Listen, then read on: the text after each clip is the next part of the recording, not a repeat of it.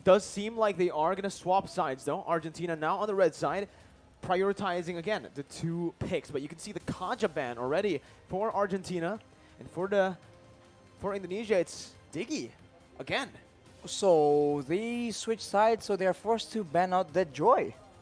If things go that way, so we'll have to see. That's 1 ban slot gone. If they trade Fanny for the Joy, it's not that much better. So I'm wondering what the plan is. We'll have to see. Indonesia bans away the Faramis, very curiously enough. I didn't think that personally the Faramis was that big of an issue, but perhaps Indonesia has a different plan in mind. The Joy, as predicted, is banned away. So now it seems like Argentina is going to be forced to ban this Fanny unless they are willing to fight Indonesia on their own terms. The Joy ban comes through, Arashi. They are not looking to trade it off. But like you mentioned, with the Joy ban now, with Argentina opting to go for the red side, it does give them a lot more heroes to actually look for to ban. Leomord, Martis, again, 2 heroes that so far we haven't seen this series, but can still definitely come up. Fanny, Valentina, Wanwan. There's so many bans that you can prioritize, that you can go for here. At this point, Argentina and Indonesia, it does feel like both of them just want to let everything go. Let's trade, you know?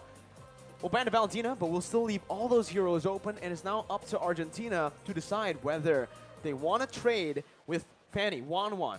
I think with the Fanny, like you mentioned, don't try to counter it, right? The Fanny's been banned every single game so far, even against other teams. No, not just against Indonesia. us. It is a very, very strong hero. Mobility, dueling prowess, burst damage, speed. Fanny has so many attributes in her favor. Speed. And for Indonesia, they have that Valentina banned out, and I've been very surprised with how willing teams are to let go of that Valentina. It's been working out for a lot of teams, but Indonesia will have none of it. And with that Fanny ban, that means we're gonna see the Wan. I'm a happy man. My hero finally coming up in IESF, because I was thinking I'm cursed, because every time you cast, this is the second 1-1. Exactly. When you and Momo-chan cast it and the 1-1 was picked up, I was like, dang, I wanted to be the one who casted 1-1. Finally, I get a chance to. 1-1 picked up, first picked by Indonesia, but 1-1 is a hero that now has counterplay. You can actually counter it with a lot of movement, a lot of mobility. Argentina pick up a hero with mobility that can help other members as well with the utility. Mathilda pick up, but they can also just go for something. I think for the Irithel, it's a bit too early. They already see that. Ooh. There you go. Range as well becomes an answer. And the utility. Slows, the utilities coming in, and obviously the damage has just been adjusted. Well, I'm a happy man. You already know I love myself some Yi. So you're Team Argentina and I'm Team Indonesia based on our heroes. Oh, hang on. Is this how it's going to be? I'll have to see for the draft. So far, I think Yves has a lot of potential, and combined with a movement, as you mentioned, Mirko, with the guiding winds, it allows Argentina to be very fluid with their approach to big team fights. But of course, Indonesia has something to say about that as well. If they get crowd control of their own, some dive, for example, I think they can still throw a wrench in the plans of Argentina. It will be a Lolita and a Beatrix? Oh, but sorry, a Benedetta. Both B, my bad. Both B, both BE actually, right? Ooh. And not here. It is also the Lolita pickup, like you mentioned, Arashi. Again, Lolita is a hero that can actually act as a counter as well towards the Wanwan. Nullifying the crossbow attack, even the first ability, so that it does not hit that weakness point on the back. But Argentina now can just go for something like the Irithel, a hero that's super solid with the Electro Flash up against the Wanwan with the sprint as well, can usually shut the Wanwan down. But Argentina decide to opt for Jotun's comfort pick. This is a hero we saw he was able to pop off on yesterday up against Slovenia, and they're trying to find that same success. He will be trying to use the Hayabusa against a Wanwan though. A very slippery hero, a lot of mobility. Now we're already into the second banning phase. What will they ban away? Because for Argentina, it seems like speed is their go-to method of operation here. Indonesia has a lot more combos in the bag. They can go for the Electro Final Blow, Petrify combo, followed up by a Numinant Blast, or vice versa. So I'm not quite sure. I think Indonesia will be trying to stop those big movements, and Argentina will be trying to deny any kind of disengage, and the Akai has been denied away from the hands of Indonesia. Let's see, with the bans, Akai becomes the option for Argentina right now. And that's the Irithel, like we mentioned, a solid counter to the 1-1. I do feel like it might be a bit of a mistake from Argentina not to pick that Irithel earlier, because again, with that Irithel, it's almost a guaranteed winning lane in a 1v1.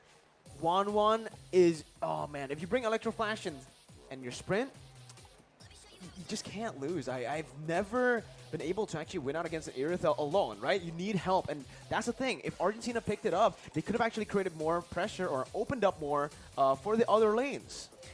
And they can force Indonesia to try and do things differently as well. As you mentioned, being able to force your opponents to play the way you want them to is a big advantage. It allows you to predict, to Agreed. counter, to plan, especially towards that mid game. So Argentina will not have that advantage, and they will ban away the Gushin as well. I wonder what Taz is going to come up with right here. No Gushin, no Fanny. If he comes out with a crazy assassin, he's going to go head-to-head against Jotun on that Hayabusa. 3 respect bans over to Taz right now. And Indonesia, honestly, at this point, might just go for another gold lane ban, right? They already have the Irithel ban. We saw Civ actually play a whole lot of heroes from today and even from yesterday against Slovenia. He went for the Bruno. We saw him on the Beatrix as well. And just now, again, he was on the Melissa. So he's played 3 different heroes in 3 different games. Indonesia might want to nullify that, might want to go for it right now with the Beatrix ban. There you go. That's exactly what they go for. Argentina, oh! Whoa! Shadow picking the Natan, which is a very interesting move. Natan is a hero we haven't seen in a long time in the gold lane, especially up against a 1-1 that can really bully you, up against a Lolita that can soak in everything you've got, even with that entropy. Well, it becomes a pick that is risky. It's a bit of a mixed bag with Natan. A lot of mixed damage, right, with how he operates. And oh, he goes for he's a better the hero, shadow I picks. We keep saying that this is not okay. Haha! It's moving around though. But let's go, Argentina. Make up your mind. We have to like comment on this. No, keep on juking Arashi, just like Messi. Let's just wait. But here we go. I'm honestly just wishing for a Bruno here, but he does go for the Clint. If it's not the Irithel, another hero that does extremely well in lane up against the 1-1, it's that Clint, right? With the superior range and obviously the CC as well. Technically, the route that he has in his arsenal, it's just so good to go up against the 1-1 early on. But as we all know, Clint is very easy to pick off, and Indonesia are trying to punish that, hovering over that Selena to put some more kill pressure down. Remember, in 1v1, Clint wins, but it's never 1v1 in the gold lane anymore. Exactly. And now with a Lolita, it's a very oppressive hero in the early game because you're actually tanky, but you have a deceptive amount of damage. It doesn't seem like it's going to be a lot, but it is a lot. And yikes, it's going to be the Yute Song and the Lilia. So is this a jungle Benedetta? It is a jungle, unless they pull off a jungle Yuzong. We saw it once before, not by Taz. Phoveus is the attempt to counter from Argentina. But as we've mentioned before, I think, Phoveus isn't a hard counter for a 1-1. It can be a problem, especially if Phoveus is doing well. But otherwise, a 1-1 can absolutely outplay around that demonic force. Both heroes that Argentina are trying to counter with the Phoveus, 1-1 and Benedetta, have counterplay to the Phoveus, right? The Benedetta can just time the dashes with the demonic force, and same for the 1-1. It's the same case. 1-1 can just dash out of that demonic force range when he pops it, right? You do get another proc, but if you're brought back to the base, it will not matter in the end. And that's the thing we've mentioned many times before. But Arashi, there is a catch. If Phoveus wins in the early stage, gets to a point where he actually does so much damage, before 1-1 gets the attack speed to be able to actually get herself outside of the demonic force range, Phoveus becomes an insane counter towards 1-1. It's almost unplayable as a 1-1. And I think right now, as we enter the Land of Dawn, we might see an interesting battle spell come out from Phoveus. I was expecting a Vengeance. Because usually, you need to go for that Vengeance if you are up against a 1-1 on the Phoveus in a losing lane like this. But it is not the Benedetta that he's up against, right? It is the Yuzong. Exactly. Well, Yuzong is also a very impressive hero in the laning phase. So we'll have to see that can Papadoc actually get an advantage, and if he does have an advantage, right? It's still up to the rest of the team to enable to try and catch out the players before the Phobius in the hands of Papadoc can actually make those crazy plays. So far though, it is a slow laning phase, and it will all depend on, I think, the jungler. So far we've seen that both these teams like taking it easy all the way till minute number 4, but in this game, it's a bit more scrapping going on. Let's see, right now, Indonesia early on, already 1-1 actually. Winning out in the lane up against Clint right now, and Brad's is actually able to get out. Wait! In the XP lane, it's a solo, no, it's a gank. It's a gank there, from 2v1, Taz. Erwin taken very low. That's the Inspire popped in. Brands looking for that kill onto Erwin. Will not be able to find it, but it's a lot of damage, and that pressure has been alleviated off the other members. Dreams gets caught. That's going to be the shadow kill to pick up another 1-for-1. This time, Argentina with their comfort picks are doing better. Argentina strikes back in the early game. Again, you can't take this team lightly. They are a serious contender in the tournament right now. Indonesia, they need to be a bit more careful, because if they let Yutun start snowballing, that can't be good for them as well. These squishier laners are going to be quite vulnerable, but I guess Brands will be the one that will be feeling the bulk of that aggression. Indonesia, though, already first onto the neutral objective now. Picks it up. No contest from Argentina, as Jotun doesn't have that purple buff. Without the purple buff, Hayabusa is going to find it very difficult to contest or even to gank. So for Argentina, it does feel like their win condition is solely on getting the picks early on. They can't really go for the neutral objective control. Dreams there with a cheeky invade, looking for that steal. But Taz on this Demon Slayer Benedetta. I wonder if he's going to go damage or tank. I think damage must be the way to go. He has that Demon Slayer emblem, so it's a interesting hero. Able to be built quite a few different ways, hybrid, tank, full damage. But right now, we keep talking about the lane management in game number 1. In game number 2 here, I think it's no different. Indonesia has so many wave clear tools to actually work around with. Psychots, Taz, as well as Hijime can all do that, but look at that aggression coming in, and they're not done yet. Jotun able to maneuver himself out of that position, but now he's going to get caught in the stun. Doesn't have the shadow kill to play with here to guide as well, but a Luminal Blast forces Erwin to pop that circling eagle, leaving Jotun behind for Indonesia to take. Erwin trying to dish out damage back, but again, it's Indonesia that it really feels like Indonesia has Argentina's number in the rotation game. You can see how they can just have such a good read on Argentina, because Dreams, he charged the Numenon Blast preemptively towards the top side, so they are a few steps ahead in these very messy skirmish engagements. And I think Taz is waiting. He's trying to try and steal that purple buff. Does he have backup though? That's the main question. He's all alone here. He's still looking for that retribution battle, but decides to back off, using Eye for an Eye to get out of the circling eagle. Meanwhile, in the XP lane, Hijime and Psychots finds a kill. That's the second kill over to Papa Dog, who's not having a blast on this Phobius in that XP lane, Arashi. We mentioned it, up against the Yuzong. It's going to be really difficult to lane, especially with the ganks that's constantly just being placed by Indonesia. Not only are they having the Phobius fall behind, they're having Psychots on the Yuzong, just absolutely wrecking it in that EXP lane. That can't be good, as the Indonesians are pushing the aggression, and look at that. Real world manipulation popped in. Jotun looking for an opening as Hijime jumps back to the black shoes, but it's going to be caught by Jotun, who was very patiently waiting.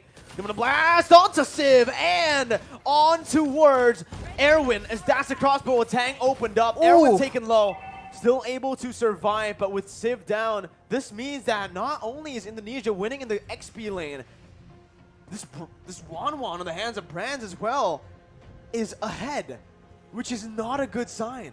Absolute disaster as far as the laning phase is concerned. And look at the babysit coming in, but on the other side of the map, that is Psychos just making a very aggressive play.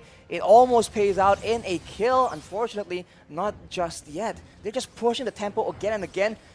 And Argentina, which lane are they supposed to make plays in? Because at every moment, they're getting out-rotated, and Indonesia is just in the bush, just waiting for them to walk in unsuspectingly. It's absolutely insane right now. 5-2.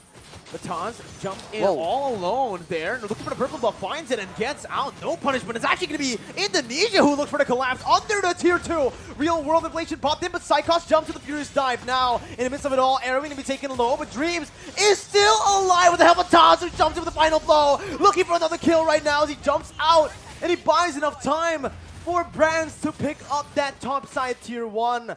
They didn't lose a single member in that dive. If you thought Argentina completely out-macroed Slovenia yesterday, this is a bit of a repeat because Indonesia is absolutely leagues ahead from Argentina.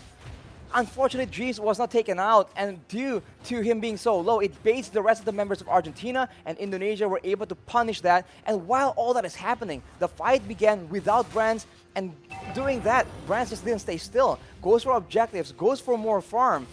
And we talked about the 1-1 having a good lane.